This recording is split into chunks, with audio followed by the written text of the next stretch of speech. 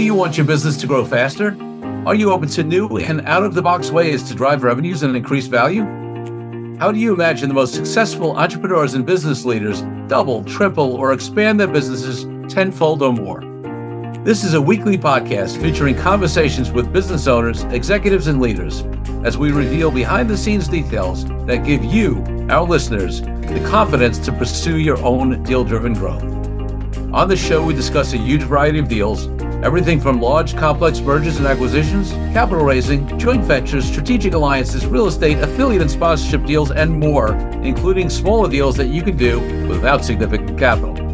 My name is Corey Kupfer, and I've been supporting deal-driven growth for businesses for over 35 years as a successful entrepreneur, professional negotiator, and attorney.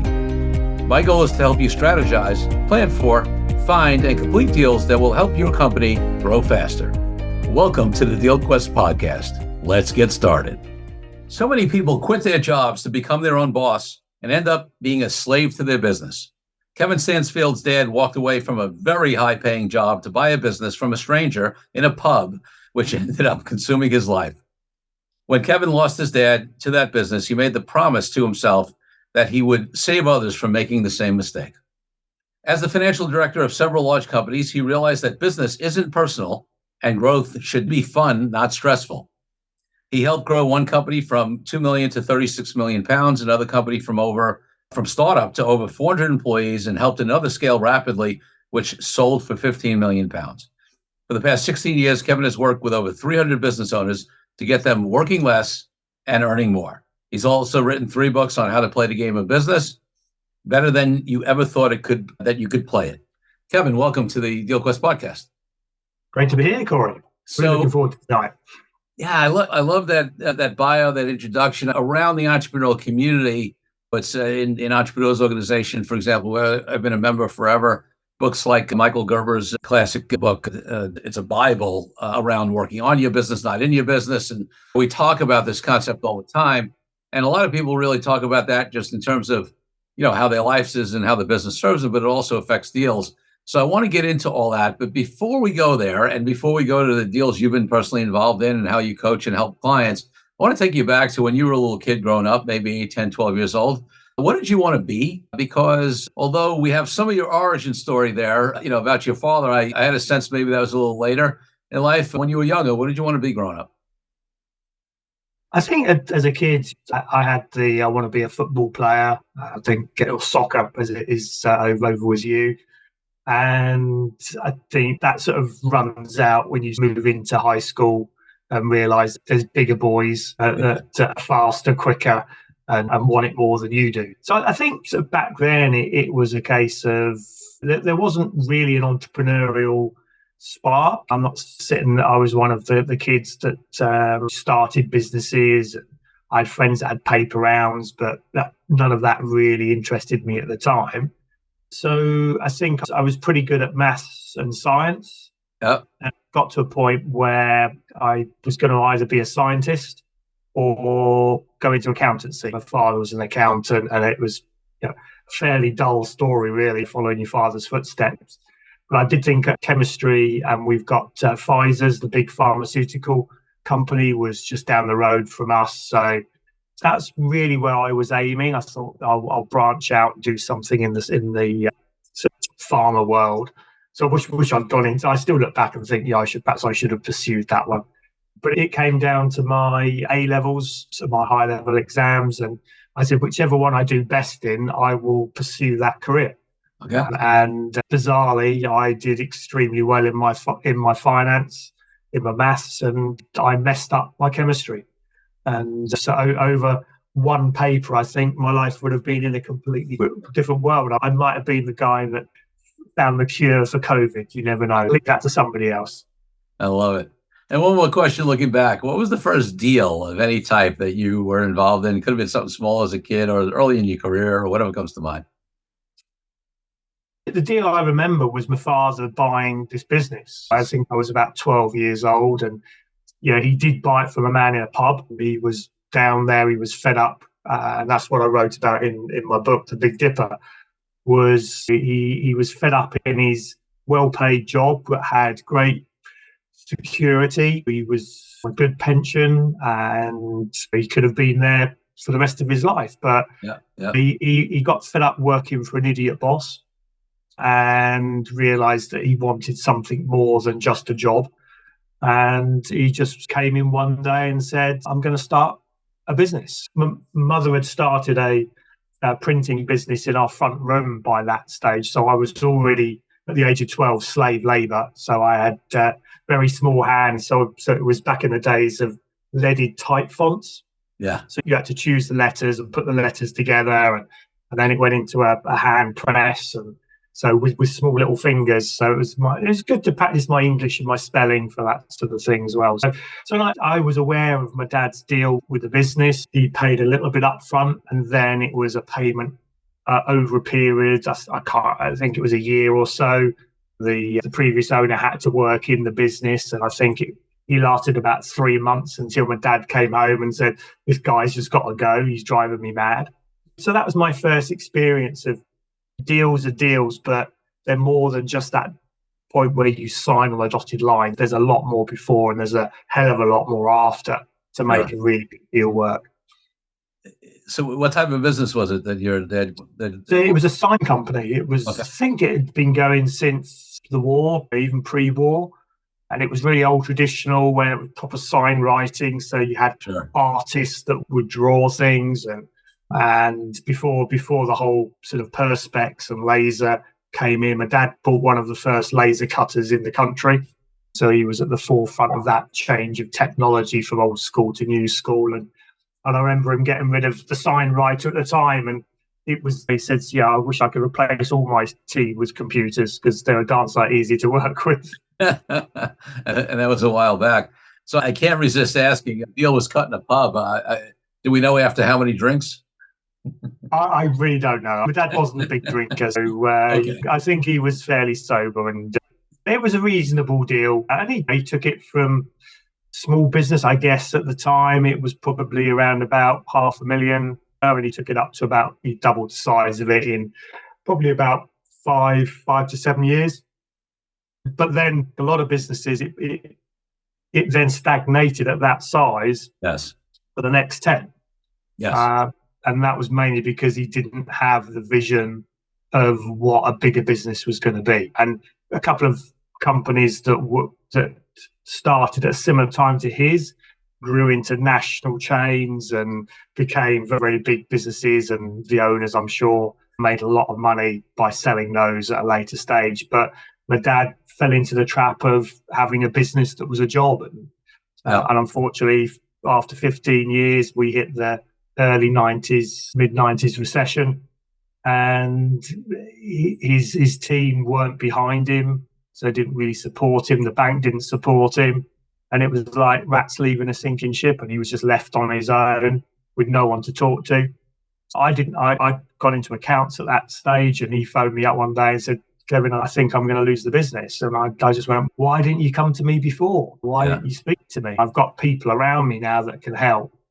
But he was a proud man. He thought he'd been in business 15 years and he should know the answers, and he didn't reach out for help. And that's, as you said, that was one of the big reasons that got me into coaching. Was there are so many people like my dad out there that are very good, very intelligent, great businesses, but they need help. And certainly now, where we're coming to I think we're coming to the recession that didn't happen during COVID. This is the fallout with high interest rates now and the cost of living crisis. A lot of business now are finding it tough, and people need to reach out to get that support and get that help and guidance of how to restructure their businesses and move them forwards. And first off, survive, but then to actually build them so that they can then grow and eventually to be sold. And that's really, again, where the deals come in, not only when you're buying, but probably you've got to be more acute when you're coming to sell, because you want to maximize the value of all that hard work you've put in. Yeah, and it is what a great frame for you. Obviously, you talked about these other companies that came into the industry when your dad's industry and the signage industry, and they did grow beyond that, and they probably had really nice exits. And of course, your dad's result was very much the opposite. And it's obviously sad and challenging for your dad, but it's as a learning experience for you as and somebody who now coaches businesses to be able to be in a position not to be dependent upon the owner and set themselves up for growth and eventual enterprise value realization on a sale. It was a great life lesson. Sure. I think it was the first sign that it's not personal. When you're in there, for my dad, it was very personal. It was like losing a child. All that work, all that effort, everything he's put into it. But for me, outside, because I chosen not to go into the family business, I think my dad had wanted me to go in, but there was no way I could work with him. We were chalk and cheese. And being outside, I felt this detachment from it. So there wasn't that emotional connection to the business that he had. And that's where I think we could make those decisions that ultimately meant that he kept his house. He lost the business, but he kept the house. He managed to then pretty much, he went into sort of semi-retirement, but he had enough funds behind him to have a reasonable lifestyle after that. And that was because we made some very quick decisions.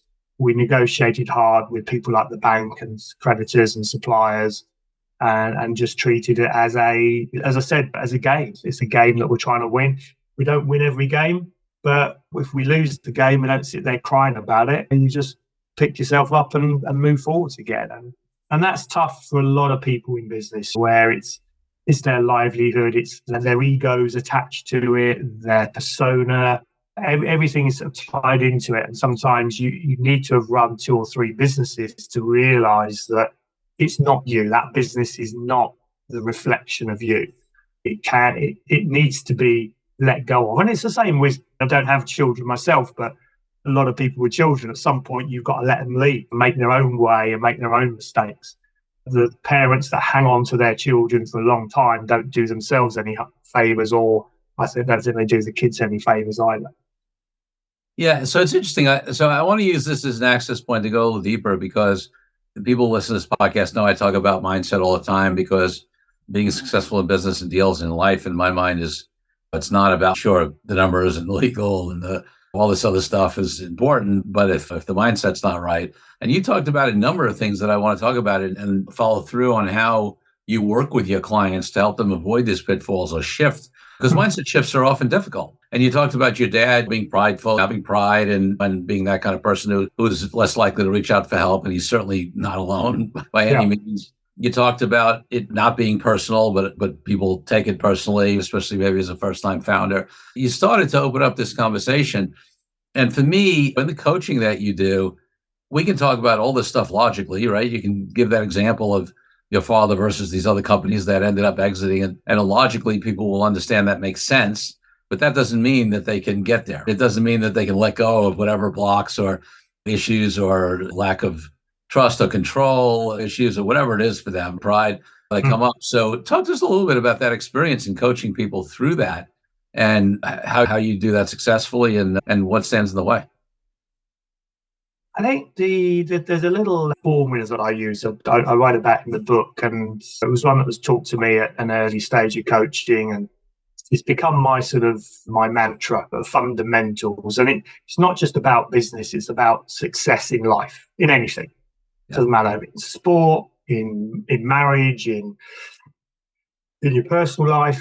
But we'd come from a business context here, and it's a very simple formula. It's BE times do equals have. So who do I need to be? Yeah. What do I need to do equals what I want to have. Okay, so for anything in life, those 3 must be present. Sure. So my B is my internal, so my beliefs. So my internal thought processes, my knowledge, my skills. The do is my actions. So what do I actually physically do? And have is the goal. What do I want to achieve? And one of the first things I do with a client is sit down with that formula, and I say to them, out of those 3 things, you've got to have all 3 to be successful. Yeah. But one of those is more important than the other 2. Mm-hmm. I'll do that with you. I don't think I've done this with I'm not sure if you picked up on the book, Corey. So out of those 3, the B, the internal thoughts, skills, and knowledge, the do, the actions, and the have, the goal, Which one of those three do you think is the most important? To me, it's definitely the B. Yeah. Yeah. So the internal thoughts, the reading, the learning, watching podcasts, absorbing. I just believe that truth resides from within. And if you really get connected to, as entrepreneurs, I see the tendency is to run to the do because that's our, like entrepreneurs are doers, right? We get stuff done. We don't sit on the sidelines. And then I find a lot of people run to the do, but they're not connected to the be, to who they need to be, to what they really want, to what aligns with their truth. So that would be my answer. Yeah. And I think a lot of people, you're right. The one that gets the most votes in business is the do. Yeah, you've got to do stuff. If you don't take action, you can read as much as you want, but if you don't actually take action, nothing happens. And I would say 100% you've got to have to do, but what that leads to is the busy fool. Yes. There is no business owner out there that I've ever seen, and an SME, in corporate it's different, but in an owner managed business that is sitting there twiddling their thumbs. They are busy. They are doing 40, 50, 60 hours a week, 6-7 days a week. Even when they're not there, they're thinking about it. So you can take two people. My dad was a very busy guy. He used to work late, work weekends, but he didn't have the success that other people did. Maybe even some people that didn't put as much effort as he did. So then you'd come back and, like you said, perhaps it's because he didn't know. He didn't have the knowledge. He didn't listen to other people. Back then, he wasn't reading the books or attending courses. But he was a very intelligent man. He'd been in business for 20, 30 years before that. And what I find with those people is you see them at the seminars. Yeah. They go to a seminar and they listen and they read books and they absorb this knowledge. Yeah, they're personal growth junkies. And then next week they go back and they do it again. And you think, exactly, hang on a minute, you went to this course, he told you what to do. Where'd you apply it? Why haven't you done it? It's interesting. I know we've done it of you, but you're actually putting me through this process real time. So it's interesting to me. I'm looking at myself and I'm saying, I remember a time when I was, in fact, the busyness thing was an identity. Like people would call me up and say, hey, how you doing? I'd always say I'm busy. And then I realized, wait a second. That's like an identity. It's what's making me feel successful, important, whatever. But of course, busyness and success and all that stuff is unrelated. And I am such a personal growth guy, but I do apply it. But I can see from a different point of view, and then I'll let you say what your formula is. But I'm doing this real time. I tend to lead towards the B, but the have. When I look at have in terms of not just material things, but when I look at have in terms of what my ultimate goals are, what I'm shooting for, why I'm doing it. I can make an argument that it's the have that's the most important. It depends on how you frame it, right? For me, I think truth resides from within. So I go within to try to get to that truth of what I want. But ultimately, the question is, what is my vision, right? What am I trying to achieve? What's the impact I want to have? So I could argue from that point of view that it's the have. In any case, I will let you say what you think it is now. But I just wanted to. You did, when you said about myself on that. There's a few of the words you used there about that. I need to find my own purpose, and that's it's look. These things are all intertwined. There's no be separate, do separate, have separate. They are all interlinked. But the people, when you look at success, they have got such a clear picture of what success is to them. I'm not saying it's right or not, okay, right. But they've got a clear picture of what success is. Therefore, they be more and they do more. So it's the have that we need to start with, because that drives the be and the do. Yeah. And when I find, and that's where my dad and so many business owners, and I did a study a few years back now, I'm sure it's still relevant, this was in the United Kingdom, of all the corporates, the limited companies that are sort of currently in existence, how many of those are over $1 million revenue, £1 million revenue, and therefore employ more than 10 people. My simple maths is 10 people equals a million in turnover. And so I pull from Companies House, where every company has to be registered. I pull every single company off that. I did a lovely little spreadsheet. I did the maths, and it came to 98% of companies are less than $1 million turnover. Yes. And when you look at that and then you realize the big corporates, the big ones, are probably 0.001% Right. Right. of companies. What is it that's stopping those businesses from getting from 1 million into the multi-millions? And that's when I came back to my father. Was he bought this business from around about 500,000. It took him about 5 years to double the size of it into on the verge of this sort of what could have been a bigger business. And then he stopped. Yes. And why did he stop? And I can't ask him now, and he probably wouldn't even know why he stopped, because most people don't know. He stopped because he got to his comfort zone.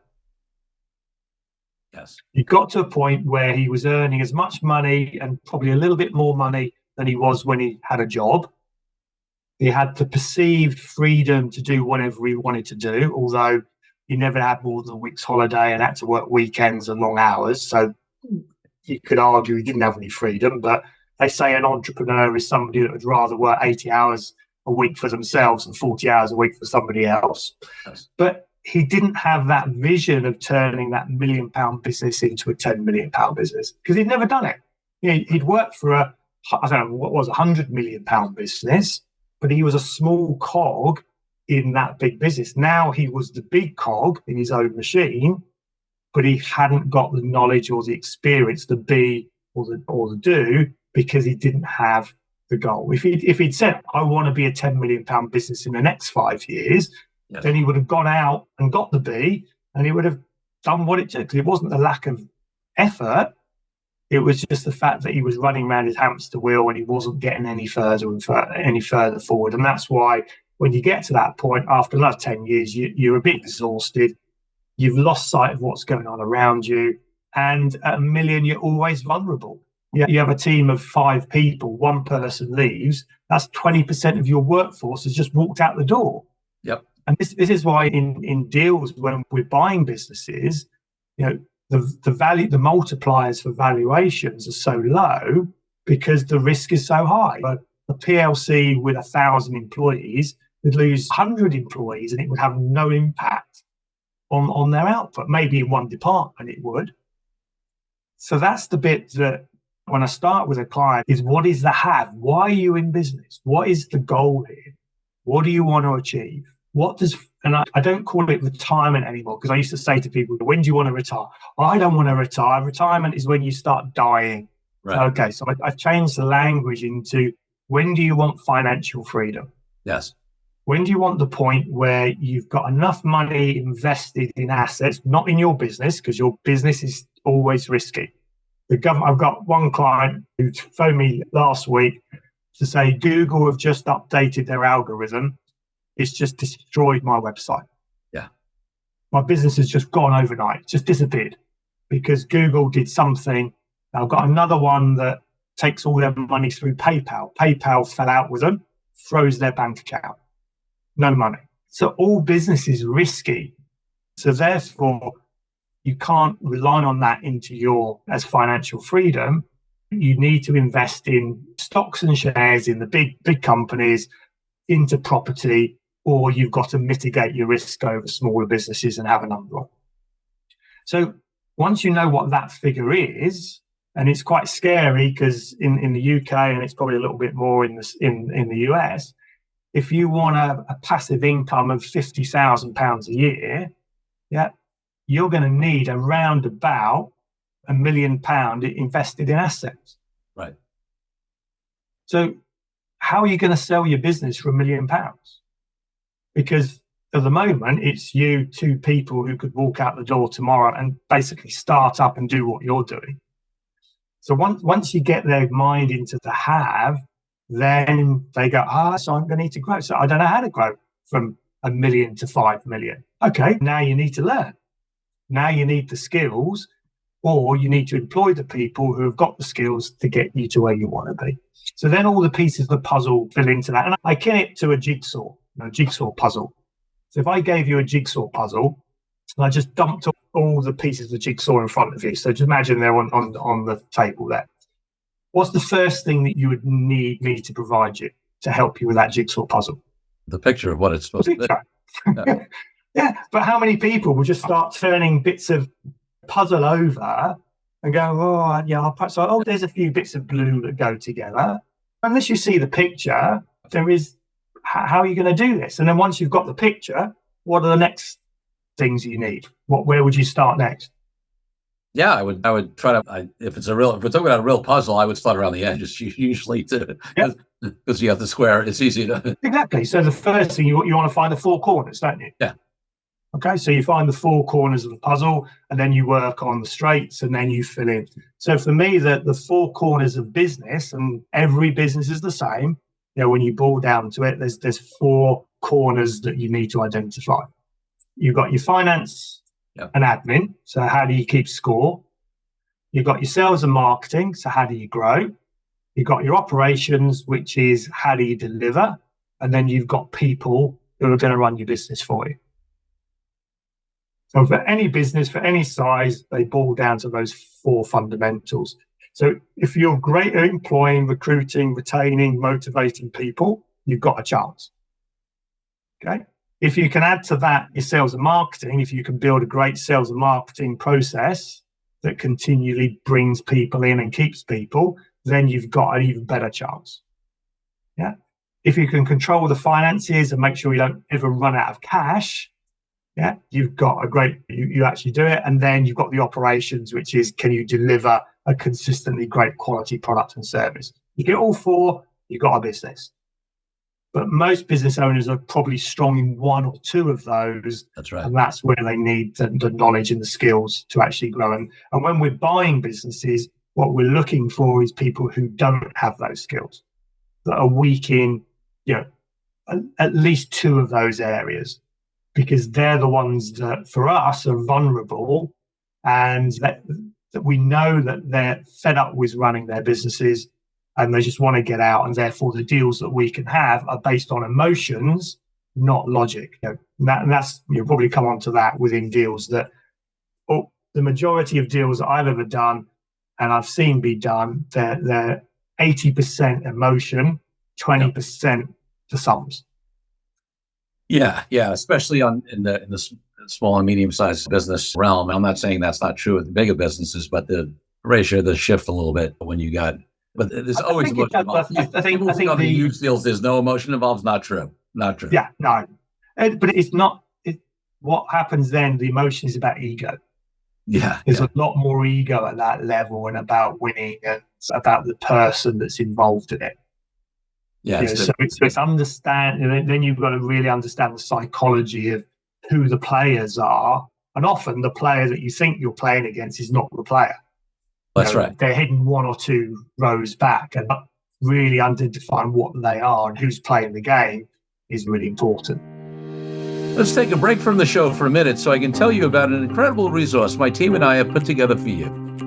Secrets of Deal-Driven Growth, Creative Ways to Grow Your Business Even in Challenging Times, is a powerful ebook that helps you take DealQuest podcast episodes and apply them to your own life and business. This is the ideal tool for anyone looking for creative ways to grow as deal makers, and you can get yours now. It's as easy as heading to coreycupford.com/workbook and downloading your copy. While you're there, you can also consider joining our dynamic deal-driven community of founders, experts, small business owners, and entrepreneurs. Now back to the show. So let's talk a little bit about some of the deals you've been involved in. I know you've been on the buy side. I know you've worked with clients on the sell side. Anything particularly interesting that comes to mind, or is a great illustration of a lesson, positive or negative? Some good deal stories that you can think of? I think I had one recently that it was a couple of businesses, and I knew both of them, and so I thought I would get involved. And it's always difficult where you're in the middle, and I had to say that I'm acting for both of you. I want a good deal, but we're only going to do a deal if it works for both of us. This is not about getting one over. So as long as we're all happy with that, then I can act as intermediary. And the really interesting thing for that one is, on paper, from where I was standing, as a logical thing, this made total sense. Yes. For both parties, it was the quickest way to achieve the have at the end of it. And there weren't that many complications in doing it, a few, but there wasn't that many. So it could have easily gone ahead. The amounts that were involved were about right on both sides, and it was all looking good. And then the little sort of the warning signs start coming up. When people don't come back to you in the time frame that you expect, there's something wrong. When deals happen, they happen, and you get this fear. All the sort of the ducks get into a line and it moves forwards. And as soon as there's a block and you're chasing somebody for their decision, you know that, again, logically fine, emotionally there's a disconnect happened. Yes. And it was interesting with this one that the disconnect came back to, this was a youngish guy. He was in his sort of early 40s. And for him, it was that, I'm pretty sure was that fear of, when I sell this business, what do I do next? That's my identity. That's my life there. It's been going for 20 years, never been employed elsewhere. And there was a case of, okay, I could reinvent myself and start again and do something else, but that's scary because I'm starting again. Working for the person he was selling to was scary because I've never worked for anyone else, and what if we don't get on? And that was the emotion. The emotion was that the have of, once I've sold my business, what do I do, was just not there. It wasn't strong enough to drive him through that barrier to go forwards. That's such a good one. I do a lot of visioning work in my own life, right? Because I always want to be called forth to something, what you call the have, right? And I find that the thing you mentioned about post-sale is such a huge thing. And one of the things I try to encourage my clients, and I hope there are other professionals around them try to do, is I always say to them, hey, have you thought about what you're going to do after the closing, or after your 1-year employment contract after the closing, right? A lot of times there's a requirement as part of the deal. Somebody stays on as a employee or consultant or whatever, although that's less crucial. The more you've done what you coach people to do and have the business be less dependent upon you, the shorter period of time you want you or need you around. But in any case, and a lot of times people haven't really thought about it. They're like, oh, I don't know, maybe I'll start some new, or the ones I've had that have been most successful have had at least a decent vision. And it really varies. Sometimes they're like, oh yeah, I know what my next business is. Sometimes they're like, I remember one client sold this business, very similar example. I'd been 26 or 28 years building this business, walked away with 20 something million in his pocket. And his clip, we joke because a lot of times these guys and women say that they're done. And then the next thing, 6 months or a year later, or 2 years later, they start another business because like they don't want to be home doing nothing. But he was clear. He and his wife had this vision of getting a high-end RV and going around the country for a year in their RV. And then they built a house then in Palm Beach, Florida, on the beach, and he wanted to play golf. And it wasn't by default, oh, I'll play golf. This was like, he had a vision around this. Yeah. And despite the fact that some of us around him thought, oh, he'd probably, because he's a hardworking guy, whatever, that he'd probably end up starting another business. He's been happy now this one's probably been about 15 years, and he's doing great. So, because he had a clear vision. So I think it's such an important thing. And if you look at that in a negotiation, deal making, he sold the business for 20 million and that allowed him to go and do this. If you're on the buyer side and you know that, you've got a big space here, 20 million, 15 million. There's 5 million you could probably play with there because there's only so much you can spend on an RV. Right. So you can utilize that. And sometimes we look at this and saying, look, would you take a less amount to get this done quicker? Take a lesser amount and then you've got that so that you can actually go and do what you want to do. So there's always that thing of speed and amount as well. So you can play that card quite nicely when they've got a vision. If they haven't got a vision, you really want to find that as soon as possible because there's a good chance that deal is never going to happen. Yeah. Even if you offer them 25 million, well, 5 million more. I don't know what to do with 20 million, let alone 25. They can't comprehend those numbers. If this is the first time they've been there, if you've got somebody that makes 100 million, then they'll haggle down to last cent over that because they're just, their mindset is geared around a completely different set of numbers. And this is all we're talking about. It's just a set of numbers. Yeah. But your story there of the RV, we had one last year and it was exactly that, those levels. But what are you going to do once you retire? We feel like getting a little RV and visiting the country and seeing, because basically they'd been working in the business for 20 odd years, never had more than a week's holiday at any one time. And they just wanted to jump in an RV. So the first payment that we made them paid for a brand new RV and off they went. And happy. And then they get a regular income coming in every month because we're paying over installments. And that funds their life. And they're as happy as Larry, as far as I'm aware. They, as long as we keep paying them, they're fine. Yeah, you alluded to something a little earlier, which I want to go back and highlight. You talked about the four corners of the puzzle and the four pillars of, right? The finance, the marketing, the operations, right? The people. And then obviously you alluded to doing deals as a way to help folks get there, right? Because we see more and more deals these days acquiring expertise and talent in areas that you're not, that are lacking good. Because people talk about a lot of times the build buy decision, much more so in terms of big companies and technology, right? Or processes. Do they build it internally or do they go buy a company for the tech innovation? But there's a build buy equivalent that, especially on small and middle market deals, is often way more important. And that is, do I try to build a team internally to fill that gap of where we're not strong in one of those four elements, or do I buy it or joint venture it or whatever, with some sort of deal? Talk a little bit about your thoughts on that. 100%. Certainly in service-based businesses, where we are in the UK, we're very high on service. Yeah, we don't really make anything. We just keep if we keep each other happy and keep paying each other, then the economy goes round. But we've had a situation here, and it's COVID's got in the way, but certainly well before COVID, we had zero unemployment. Okay, finding people to do any professional service work was nigh impossible. You put an advert in, and it was like watching the tumbleweed go past, waiting.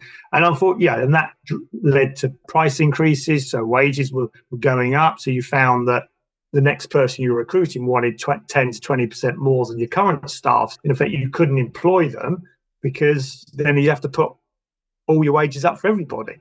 And it was really tough. Then obviously COVID happened. Everything just went completely chaotic. And we were expecting, not coming out of COVID, that the employment market would suddenly be very buoyant again. And that hasn't. It's starting to happen now. We're starting to see, we did an advert last week and we had 95 applicants. And that's the first time and it's a fairly low level job, but the first time we've had over 50 people apply for a role. I think that's a sign of, and we had in our local, in the national news, that companies going bust and insolvency of now a record high since 2000. So but in a way we need that because there's so many people are tied up in zombie companies that are sitting there, haven't grown in 20 years and are just keeping this talent and not using that talent. And so for growing businesses, you want to bring that talent in and then you utilize it. So yeah, buying businesses to acquire the talent is key. It's really interesting though that people put all the effort into the deal, pay all this money for the deal, bring the company on, and then do absolutely nothing about cultural integration. Absolutely, and wonder why in a year's time everyone that they actually took on has left. And it's just astounding. I did my MBA, 20 years ago now, but my dissertation was on strategic human resource management. The fact that when I draw an organisation chart, HR is a director level strategic role on the board. Yes. And I did a survey of a number of companies and said, have you got an HR person? 90% didn't. Of the ones that did, I said, are they strategic? Do they sit on the board? No, we want them on the board. They'll be telling us how to run our business. Your business is full of people. Yes, they should be telling you what to do.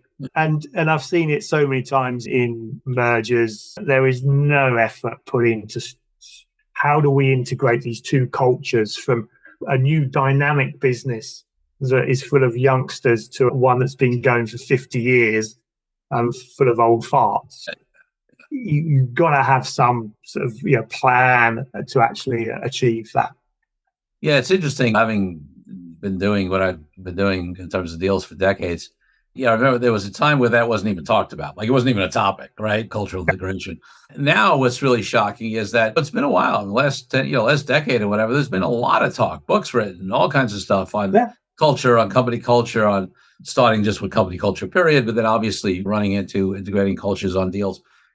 And with so much content out there, you would think, and I'm not, I think it is getting better, but you would think it would be much better at compared to the amount of material that's out there from nothing when it wasn't even talked about. You'd think we'd be further along in the success rate of integrating cultures than we are right now, and we're not.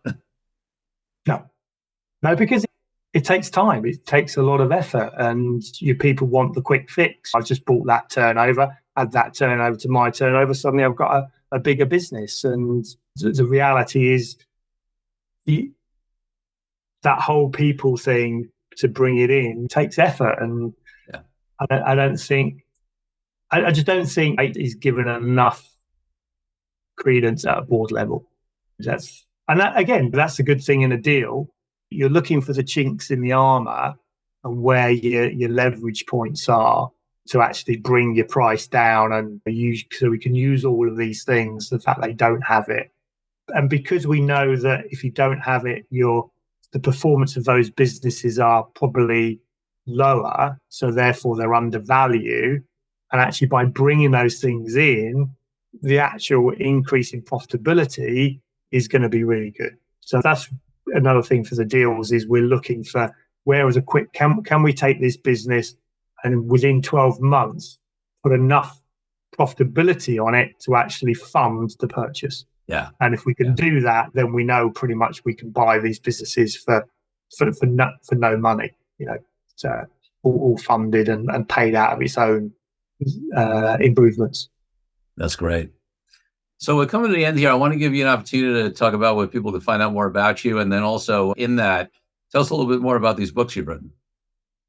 Yeah, so I think to find out about me, obviously, being in the UK, I've got clients now all around the world. So beauty with Zoom, is so much easier than it used to be sort of on the phone. Sure. But so the best place really is LinkedIn. Find me on LinkedIn. I'm regularly posting, so hopefully people will see that once they're connected. And just LinkedIn, Kevin Stansfield, you can find me on there. The books, the two that are published, both on Amazon. Everyone buys books from Amazon. So The Big Dipper, and then The Big Dipper, and then Kevin Stansfield, you'll find me there. And the other one, which we didn't really get time to talk about, was The Great Game, how lessons from the great game of golf can help you win the great game of business. And that was, I wrote that in COVID because I couldn't play golf. And it was about this, and it was really, I use analogies for sport a lot. And that whole thing of, again, be, do, have for athletes is why does one athlete with a certain skill set and a work ethic become successful, and one with perhaps a better skill set and a better work ethic not become successful? And for most of the time, it is about that have. It's the want and the desire and that ability to keep going in the face of adversity. Too many people get to a level of comfort and go, well, this is all right, so I'll stop working on myself, working and improving. And the people like Tiger Woods and Roger Federer, they're just classic examples of people that good enough is never good enough. Yeah. There's always another level. You're only ever playing against yourself. It's not about the people around you. You're just trying to be the best version of you that you can. So that was a book I wrote about the similarities. That one's on Amazon as well. And The Big Dipper is also on Audible. So if people like to listen, then The Big Dipper is on Audible. So you can just download that and stick it in the car and hopefully be entertained by it. Sounds great. My final question on the podcast is always about my highest value in life, which is freedom. And for me, that means everything from freedom from around the world, from world people, from oppression to why I've been an entrepreneur and haven't had a boss for decades. What does freedom mean to you, and how does it impact your life and business? I think freedom is about choice. It's about choosing what you want to do, when you want to do it, how you want to do it, who you want to do it with. And that was a bit of a wake-up call for me during COVID, that you went from having freedom to almost having no freedom. It was suddenly you realize, hang on a minute, everything that I thought I had and was important is pretty close to going away. But even in there, I was lucky enough that I probably worked harder during the COVID lockdowns than I'd ever worked in my life. So I didn't have that time to worry too much. But what it did say to me is, I want the freedom to be able to work anywhere in the world. So I've bought a place in Spain, so I'm actually off there next week to spend a month in the sunshine because it's horrendous here. It hasn't stopped raining for about 2 months.